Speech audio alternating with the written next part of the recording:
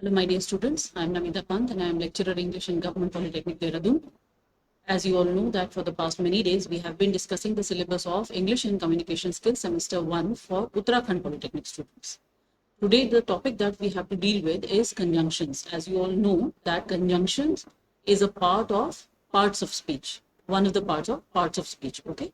So, today we'll discuss this topic. We'll come to know what is conjunction exactly and what are the different types of conjunctions and how to use them when we are doing this topic. Okay, so when we are attempting certain sentences or when we are speaking, how to use these conjunctions, where is the proper place to use these conjunctions, this will all be understood when we deal with this presentation here. Okay, let's move forward.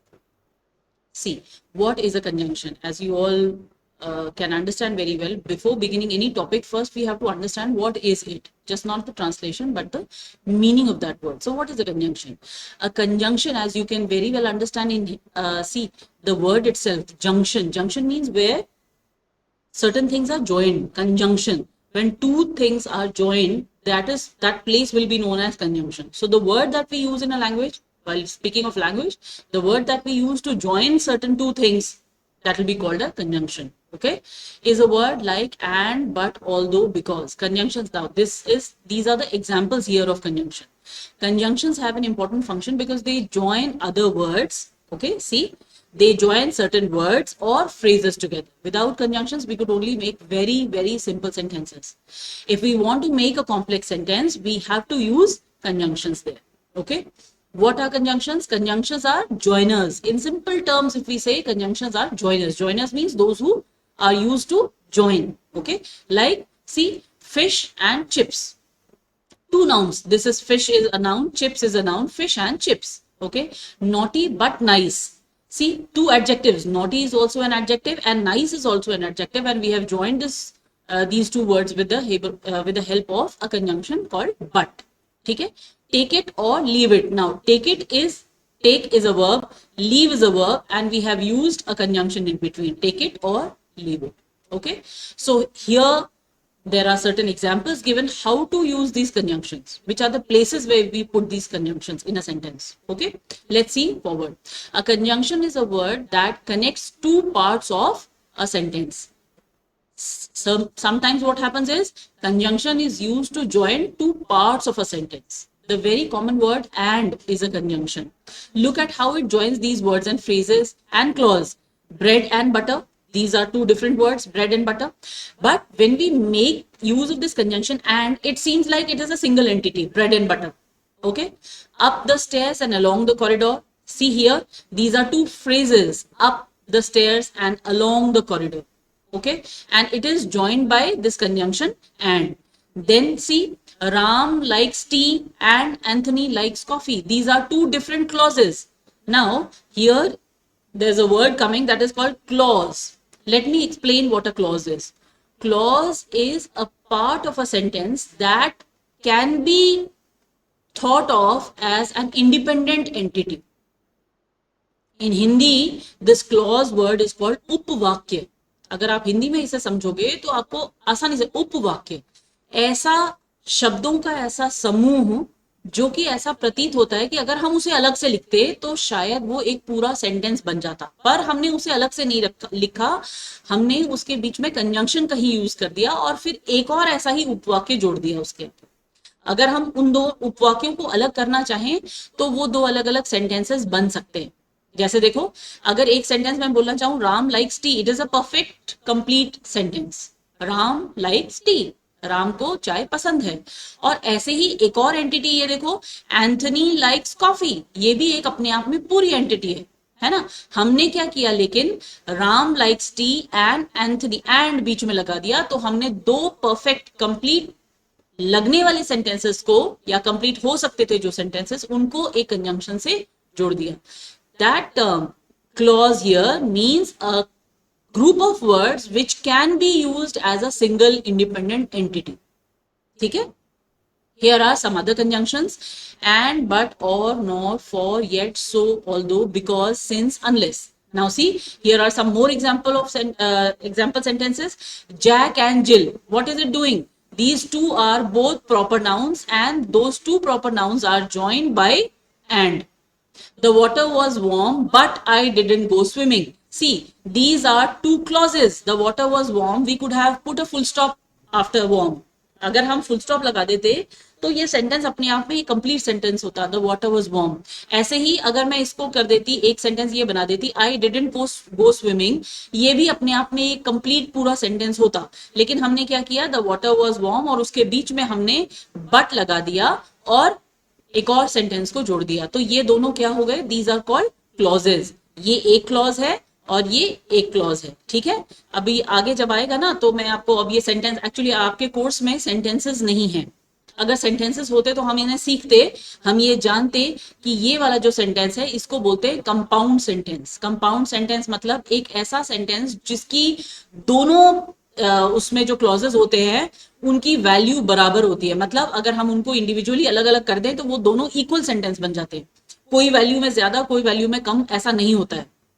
ठीक है, ये हम तब ज्यादा पढ़ते जब आपके syllabus में सेंटेंस भी होता. लेकिन फिर भी मैं आपको थोड़ा सा जानकारी के लिए बताना चाहती हूँ कि ये एक कंपाउंड सेंटेंस कहलाता है. एक और कंपाउंड सेंटेंस की शर्त ये होती है कि कंपाउंड सेंटेंस में जो दो क्लॉजेस होते हैं उनको जोड़ने वाला जो वर्ड होता है, यानी कि जो कंजंक्शन होता है, वो जो है कोऑर्डिनेट कंजंक्शन वहां पर यूज होता है. तो ये जो बट है ये कोऑर्डिनेट, आगे इस स्लाइड आगे प्रेजेंटेशन में आएगा एक जगह कोऑर्डिनेट कंजंक्शन हम पढ़ेंगे. तो कोऑर्डिनेट कंजंक्शन वो कंजंक्शन होता है जो दो इक्वल क्लॉजेस को जोड़ता है. मतलब वो वैल्यू में बिल्कुल इक्वल होते हैं. ऐसा नहीं लगता कि वो एक दूसरे पर डिपेंडेंट है. अदरवाइज सेंटेंस में अक्सर ऐसे क्लॉजेस यूज होते हैं जो एक कंप्लीट होता है और एक दूसरे पर डिपेंडेंट होता है. आगे आएंगे ऐसे एग्जाम्पल्स, हम अगली स्लाइड्स में देखेंगे ऐसा एग्जाम्पल, और आपको मैं फिर वहां पे और थोड़ा सा बताऊंगी इस बारे में. ठीक है, द वॉटर वॉज वार्म. अब इसमें एक ऐसा हमको सेंटेंस ढूंढना है जो प्रिंसिपल, दो तरीके के क्लॉज होते हैं, एक होता है प्रिंसिपल क्लॉज और एक होता है डिपेंडेंट क्लॉज. ठीक है, या उसको बोलते हैं कोऑर्डिनेट क्लॉज, मतलब सेकेंडरी क्लॉज होता है. एक प्रिंसिपल होता है और एक सेकेंडरी होता है. वो सेकेंडरी जो क्लॉज है वो कोऑर्डिनेट क्लॉज भी हो सकता है या फिर वो सबऑर्डिनेट क्लॉज भी हो सकता है. कोऑर्डिनेट क्लॉज कब होगा, जब वो किसी कोऑर्डिनेट कंजंक्शन से जुड़ रहा होगा. यहाँ पे जो बट है ये कोऑर्डिनेट कंजंक्शन है. मैंने अभी आपको बताया कंपाउंड सेंटेंसेस में कोऑर्डिनेट कंजंक्शन यूज होता है. ठीक है, सो वाटर वाज वार्म ये एक क्लॉज है और ये कैसा क्लॉज है, ये प्रिंसिपल क्लॉज है, मतलब मुख्य उपवाक्य, प्रधान उपवाक्य कहते हैं हिंदी में इसे. ठीक है, ये प्रधान उपवाक्य है. और क्योंकि ये पीछे आ रहा है, ये जो है ये क्या कहते हैं, एक सबऑर्डिनेट क्लॉज नहीं, कोऑर्डिनेट क्लॉज है. ये वाला जो सेकंड वाला है ये सेकेंडरी नंबर का क्लॉज है, कोऑर्डिनेट क्लॉज है कहते हैं इसे. ठीक है, कोऑर्डिनेट क्लॉज क्यों है, क्योंकि ये बट से जुड़ा हुआ है. ठीक है, बट जो है वो कोऑर्डिनेट कंजंक्शन है. अभी के लिए इतना ही काफी है क्योंकि सेंटेंसेस मैंने जैसे आपको बताया वो आपके सिलेबस में नहीं है, होता तो मैं आपको और डिटेल में इसे बताती. ठीक है, नेक्स्ट एग्जांपल देखिए, I went swimming although it was cold. See, मैं स्विमिंग के लिए गया जबकि ठंडा था. अब यहां पर मैं आपको एक एग्जांपल बताऊं, यहीं पर ही आ गया. देखो, एक सेंटेंस इसमें पूरा दिख रहा है, आई वेंट स्विमिंग. ठीक है, मैं स्विमिंग के लिए गया. अब ऑल्दो इट वॉज कोल्ड जो है ये ऐसा दिख रहा है कि ये बिल्कुल जुड़ा हुआ है. ऑल्दो यहाँ पे कंजंक्शन है. हिंदी में अगर इस सेंटेंस को हम ट्रांसलेट करें तो वो बनता है, मैं स्विमिंग के लिए गया जबकि बहुत ठंडा था. जबकि ठंडा था, बहुत ठंडा तो नहीं लिखा है, जबकि ठंडा था, है ना. तो ये जबकि जो है ना ये वहां पर आएगा जहां पर एक भाग सेंटेंस का दूसरे भाग पर डिपेंड करता है. मैं स्विमिंग के लिए गया लेकिन बहुत ठंडा, जबकि बहुत ठंडा था, है ना. देखो यहां पर ये सेंटेंस कंप्लीट दिख रहा है, आई वेंट स्विमिंग. अगर मैं इसके आगे फुल स्टॉप लगा दूं तो ये बिल्कुल कंप्लीट सेंटेंस होता है. लेकिन ऑल्दो इट वॉज कोल्ड ये बिल्कुल ऐसा लगता है कि कुछ कुछ इसके आगे होना चाहिए या फिर इसके कुछ पीछे होना चाहिए. इस सेंटेंस को ऐसा भी लिखा जा सकता था, although it was cold I went swimming. ये एक सेंटेंस है, मैं आपको इसका एग्जाम्पल सहित मतलब इसको और एक्सप्लेन करूंगी आपको. इस सेंटेंस को कहते हैं, सॉरी, कॉम्प्लेक्स सेंटेंस. में सबऑर्डिनेट लिखने गई थी अभी, जस्ट अ मिनट, हाँ just a minute, let me correct this. Spelling थोड़ी सी शुरू से ही गड़बड़ हो गई, इसलिए मैं इसको दोबारा लिख देती हूँ.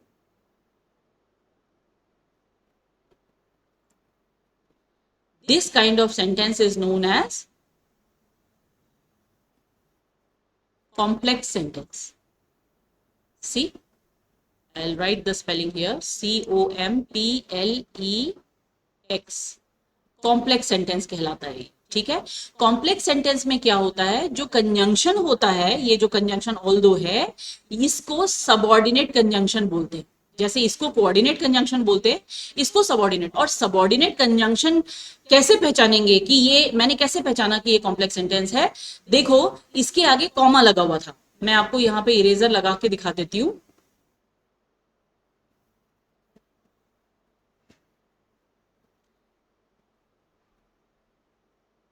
इसके आगे कॉमा नहीं लगा हुआ था, यहां आप देख रहे थे कॉमा लगा हुआ था, मैंने इसको कॉमा लगा था बोला, नहीं नहीं लगा था, इसके आगे लगा था।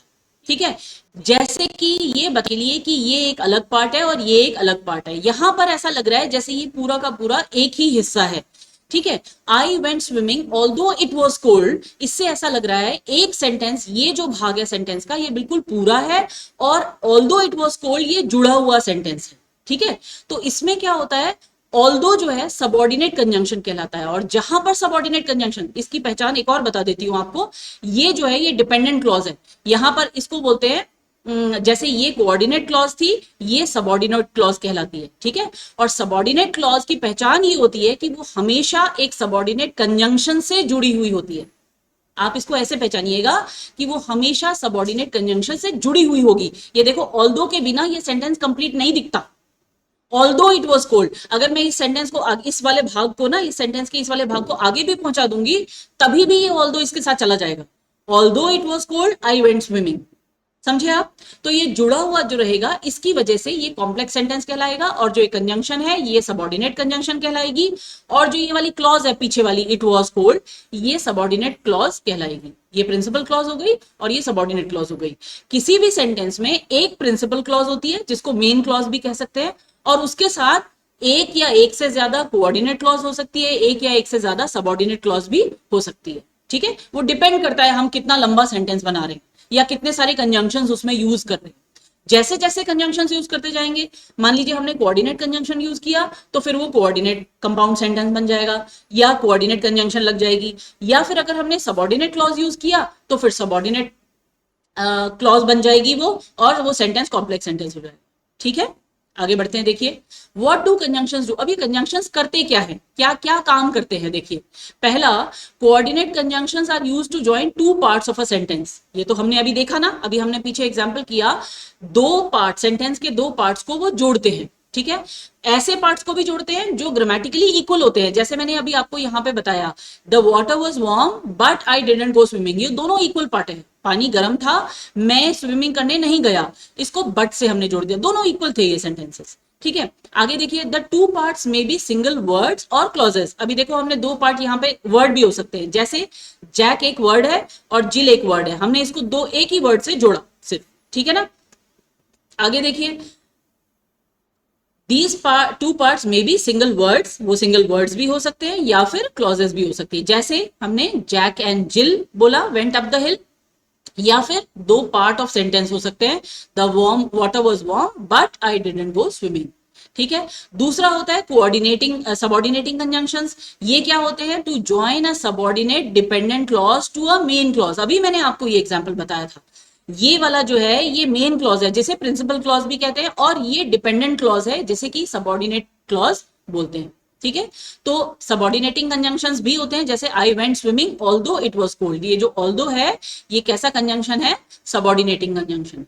ठीक है, एक सेंटेंस दूसरे भाग पर डिपेंड हो रहा है, यहाँ पे इंडिविजुअल नहीं है वो। ठीक है, Here are some examples of conjunctions. Coordinating conjunction के example देखो, and, but, or, nor, for, yet, so, ऐसे subordinating conjunctions के example, although, because, since, unless.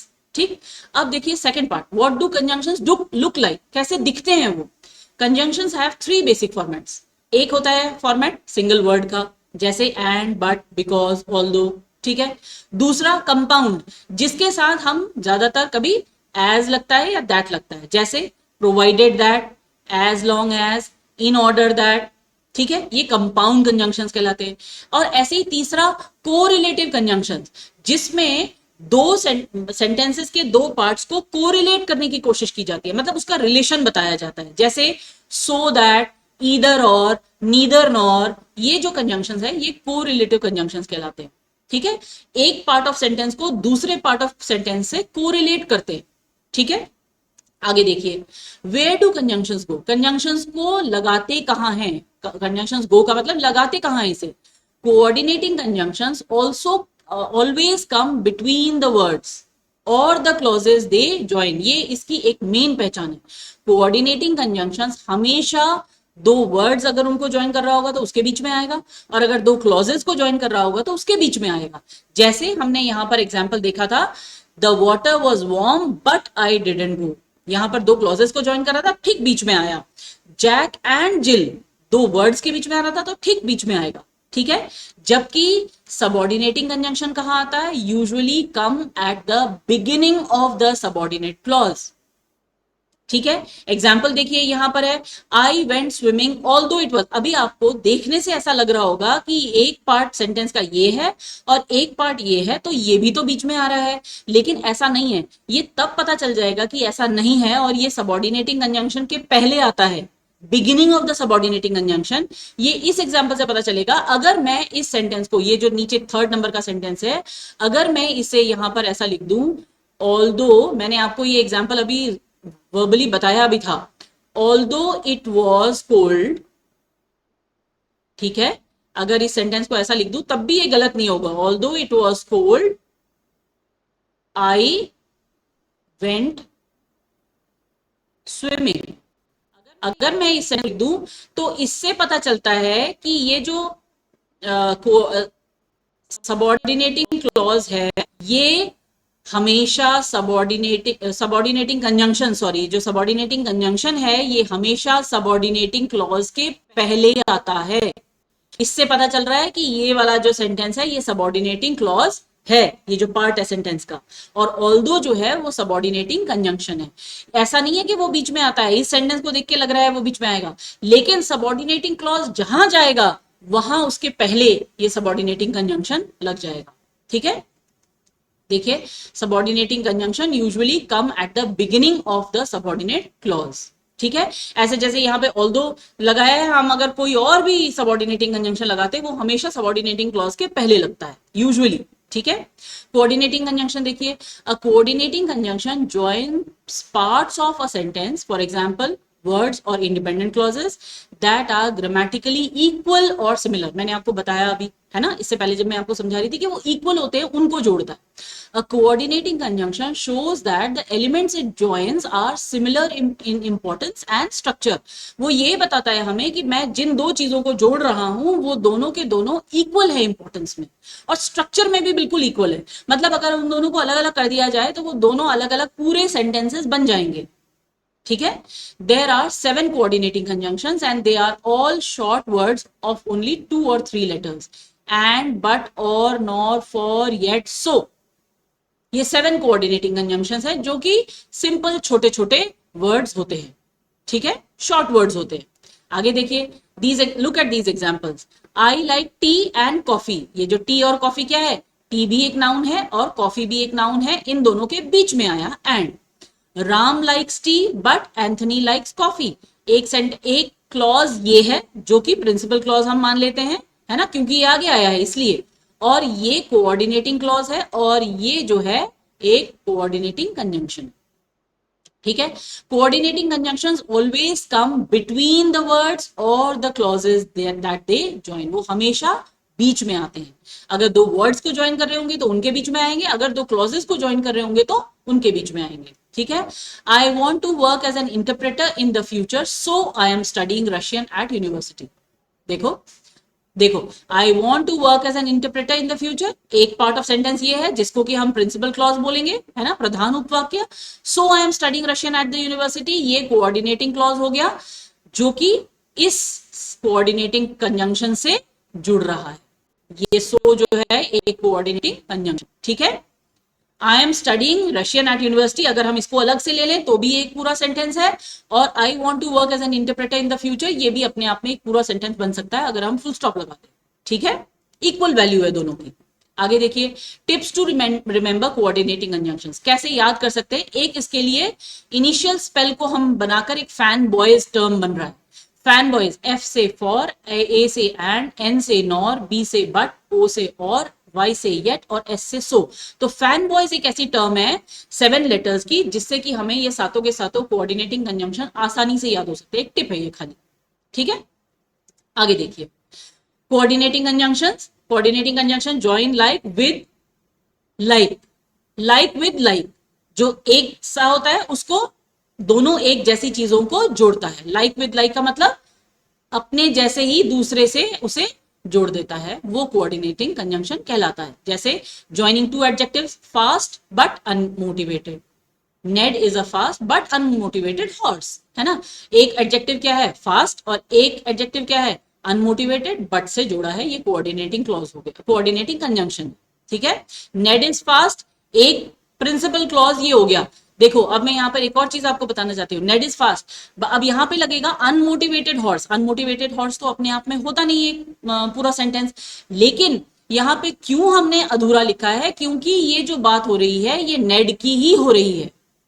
यानी कि अगर हम इस सेंटेंस को अलग अलग करेंगे तो क्या होगा, नेड इज फास्ट एक सेंटेंस बनेगा, नेड इज अनमोटिवेटेड हॉर्स दूसरा सेंटेंस बनेगा। ये नेड इज अ जो है ये दोनों के लिए यूज हो रहा है, फास्ट भी वही है, अनमोटिवेटेड भी वही है। ऐसा होता है ना, जैसे मैं बोलूं I came from school and had my lunch, है ना। अब मैंने इसमें क्या किया, मैंने दोबारा दोबारा आई बोला नहीं ना, आई केम फ्रॉम स्कूल क्योंकि आने वाली भी स्कूल से मैं ही थी, एंड खाना खाने लंच करने वाली भी मैं ही थी, तो आई को मैंने क्या किया, एक ही बार यूज किया। आई केम फ्रॉम स्कूल एक सेंटेंस हो गया, प्रिंसिपल क्लॉज हो गया।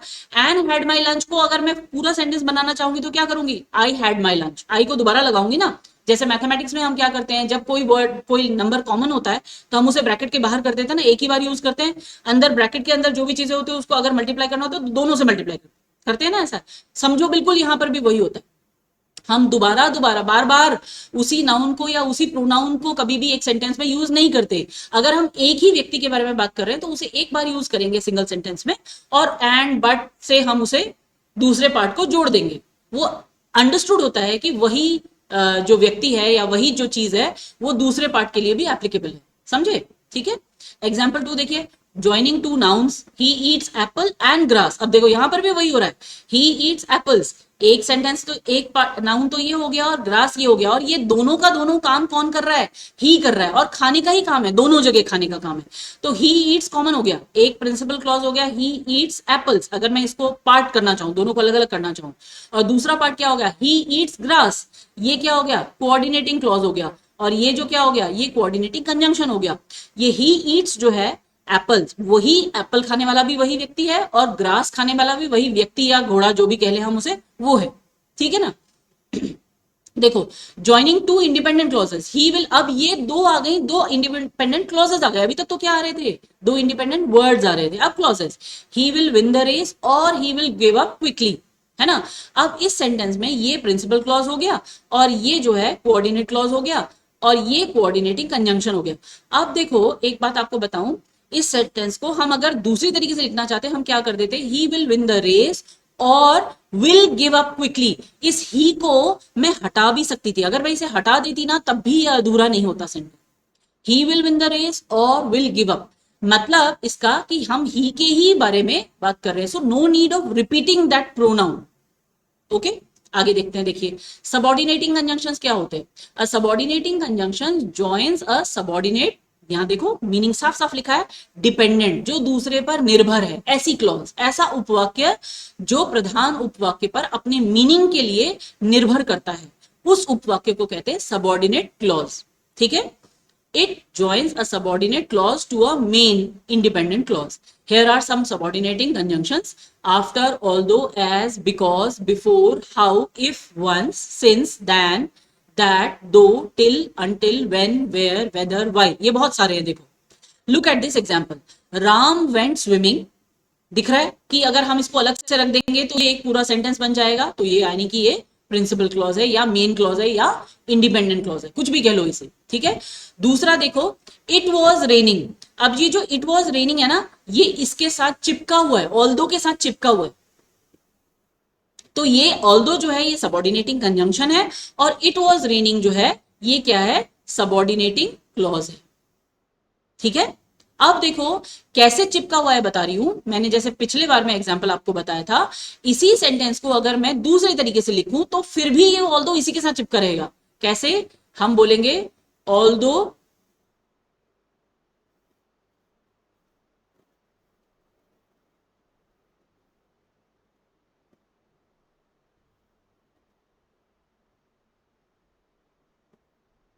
Although it was raining. अगर मैं इस सेंटेंस को आगे भी ले जाऊंगी ना, तब भी क्या करना पड़ेगा, इस ऑल्दो को इसी के साथ ही रखना पड़ेगा। ये हो जाएगा although it was raining Ram went swimming, है ना। तो क्या हुआ, ये ऑल्दो इस इट वाज रेनिंग के साथ से हटेगा नहीं, ये हमेशा इसके साथ ही रहेगा। इसी से पता चलता है कि ये सबऑर्डिनेटिंग क्लॉज है, और इसी से पता चलता है कि ऑल्दो जो है वो सबऑर्डिनेटिंग कंजंक्शन है। वो हमेशा उसी सबऑर्डिनेटिंग क्लॉज के साथ चिपका रहेगा, हटेगा नहीं वहां से कभी भी। ठीक है, आगे देखिए। Tip to understand subordinating conjunctions. A subordinate or dependent clause depends on a main or independent clause. It cannot exist alone. Imagine that somebody says to you hello although it was raining. Imagine करो अगर आपसे कोई कहे hello जबकि बारिश हो रही थी। अगर कोई व्यक्ति आपको किसी सेंटेंस को शुरू करता है जबकि बारिश हो रही थी, तो आप बोलोगे तो क्या, है ना। आगे जब तक वो जबकि को ऐसा आगे करके कंप्लीट नहीं करेगा तब तक ये सेंटेंस पूरा नहीं होता। Although it was raining is not a complete sentence. What do you understand? कुछ समझ आएगा इससे? कुछ भी नहीं।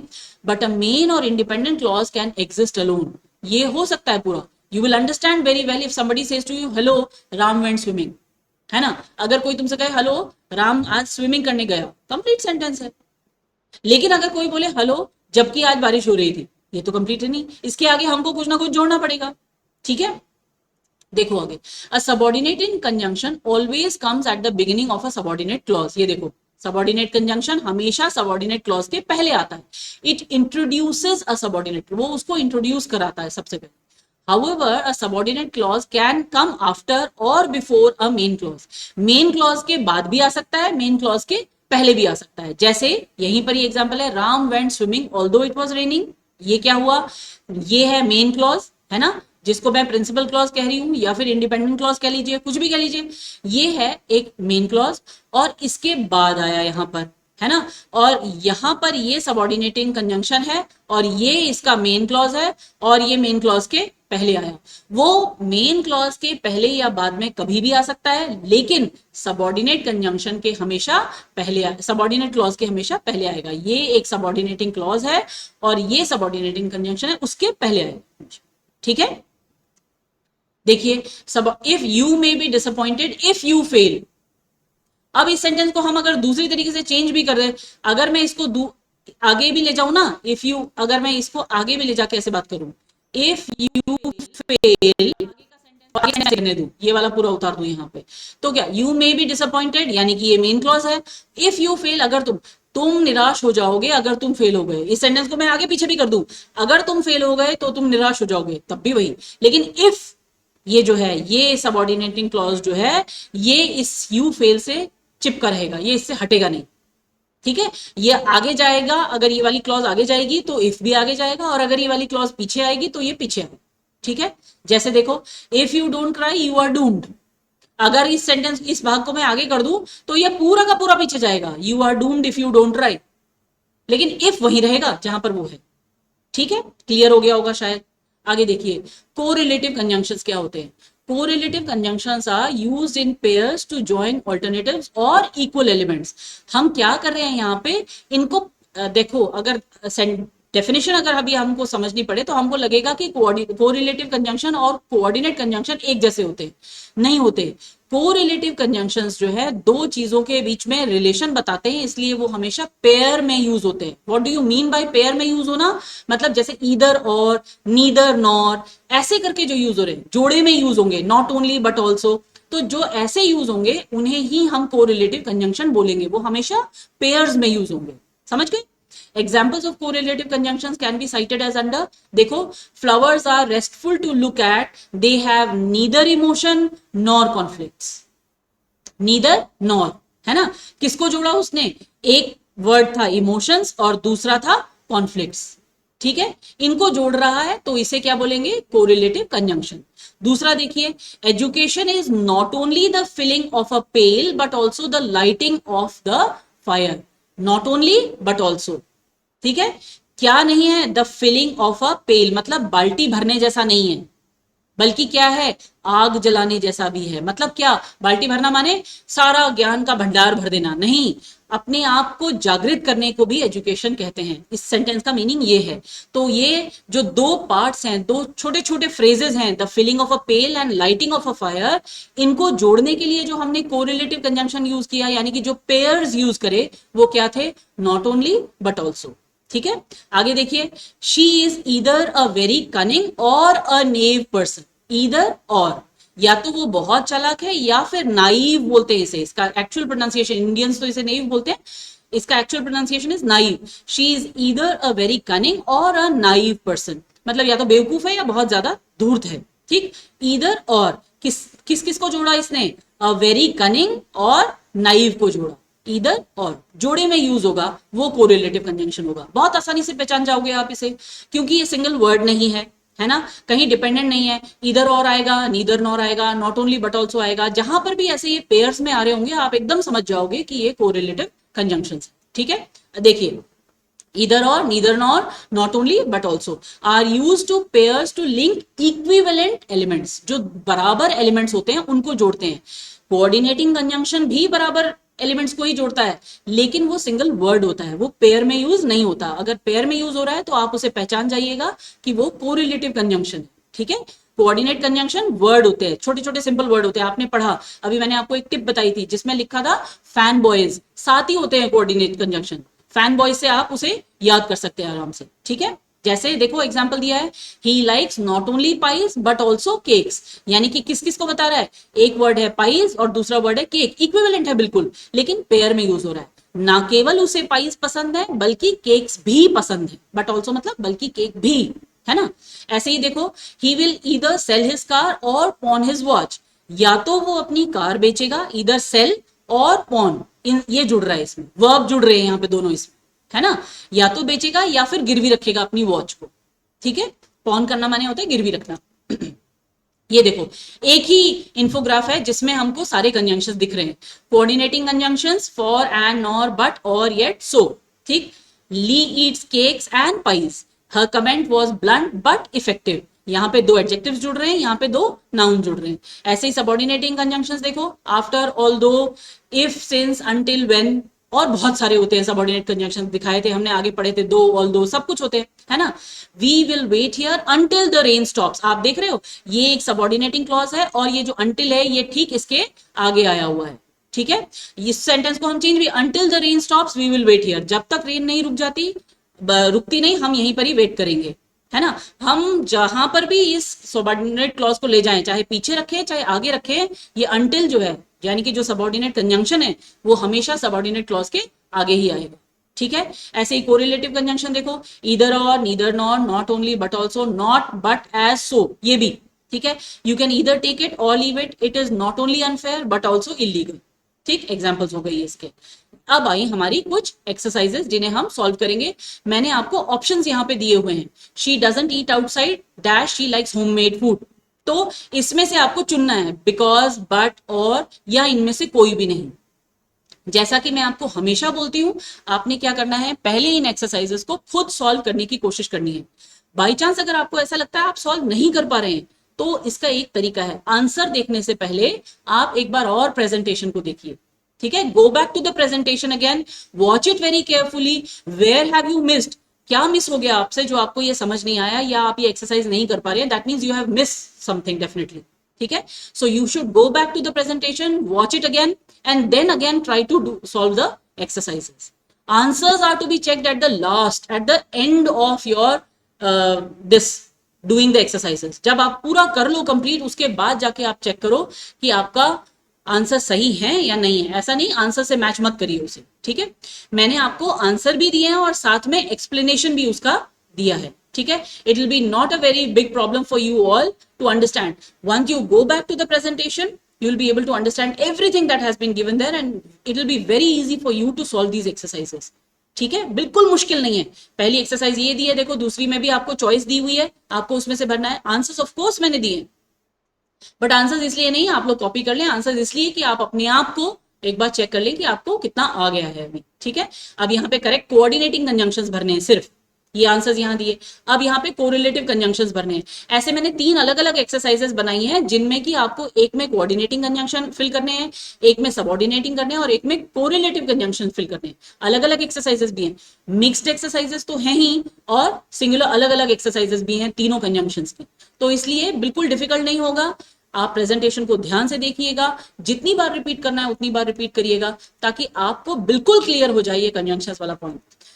ये एक बार और मैं फिर बता देना चाहती हूँ, जो भी बच्चे ये समझ रहे हैं कि हमको ग्रामर अब क्यों करनी है, हम तो टेक्निकल एजुकेशन में आए हैं तो हमें ग्रामर करने की जरूरत नहीं है, ये मैं फिर से क्लैरिफाई कर देना चाहती हूँ कि ग्रामर यहाँ पे it is not being taught solely for the purpose of teaching grammar.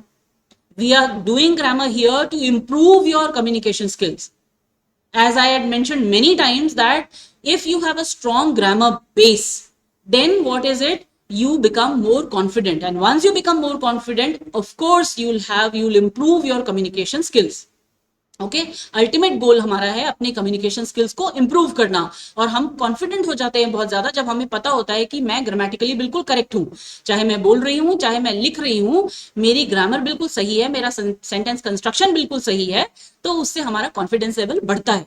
ठीक है, सो ये जो हम छोटे छोटे पार्ट्स कर रहे हैं ना यहाँ पे, इसका जो होल जो आइडिया है, होलिस्टिक आइडिया जो है इसका, वो है कि हमारा कम्युनिकेशन स्किल्स हमको इंप्रूव करना है। So you have to study all these topics keeping in mind that it is going to improve your communication skills. Okay, so with these words I bid you goodbye, take care and study very well.